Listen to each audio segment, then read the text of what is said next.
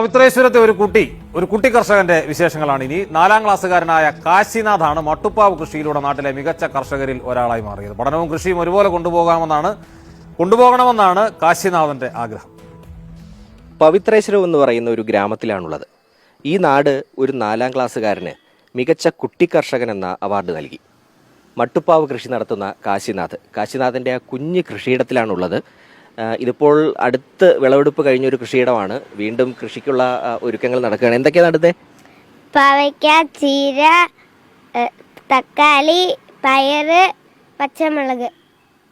സ്കൂളിലൊക്കെ പോയിട്ട് എപ്പോഴാണ് ഇതിന് സമയം കിട്ടുന്നത്? സ്കൂളിൽ പോയിട്ട് 4 മണിക്ക് വന്ന് ട്യൂഷന് പോകും.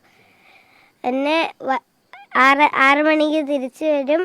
എന്നിട്ട് അപ്പം വെള്ളം ഒഴിക്കും, നടുകയൊക്കെ ചെയ്യും. പിന്നെ ചിലപ്പോഴൊക്കെ മഴ പെയ്യുമ്പോഴും ഞങ്ങൾ ചെയ്യും. ഒറ്റയ്ക്കാണോ ചെയ്യുന്നത്? അല്ല, മാമനും ഉണ്ട്.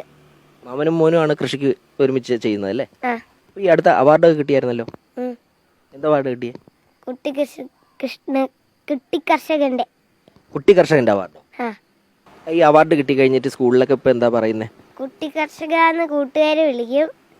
പിന്നെ ടീച്ചർ നിനക്കാണ് കുട്ടി കർഷകൻ അവാർഡ് കിട്ടിയെന്ന് ചോദിക്കും. അപ്പൊ ഞാനാണെന്ന് പറയും.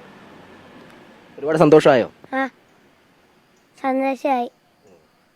ഈ കൃഷിയൊക്കെ ചെയ്ത് കിട്ടുന്ന ഈ പച്ചക്കറിയൊക്കെ എന്താ ചെയ്യുന്നത്? വീട്ടിലാവശ്യത്തിന് മാത്രം എടുക്കുന്നേ? വീട്ടിലാവശ്യത്തിന് എടുക്കും, പിന്നെ കുറച്ച് ആൾക്കാർക്കും കൊടുക്കും.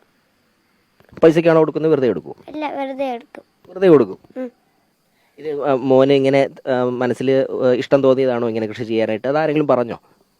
പറഞ്ഞില്ല. മാമൻ്റെ കൂടെ ആണെങ്കിൽ ചെയ്യും. സ്കൂളിൽ നിന്ന് തൈയൊക്കെ തരും, അത് ഇവിടെ കൊണ്ട് നടും. ഇനിയിപ്പോൾ പഠിച്ച് എന്താകണമെന്നൊക്കെ ആഗ്രഹം മോനെ? ഡോക്ടർ ആകണം. ഇങ്ങനെ മണ്ണിൻ്റെയും കൃഷിയുടെയും മഹത്വം ഈ ചെറിയ പ്രായത്തിൽ ലോകത്തോട് പറയുകയാണ് കാശിനാഥ്. ഈ ശിശുദിനത്തിലെ വലിയ മാതൃക. മിഥുൻ സുധാകരൻ, ഏഷ്യാനെറ്റ് ന്യൂസ്, കൊല്ലം.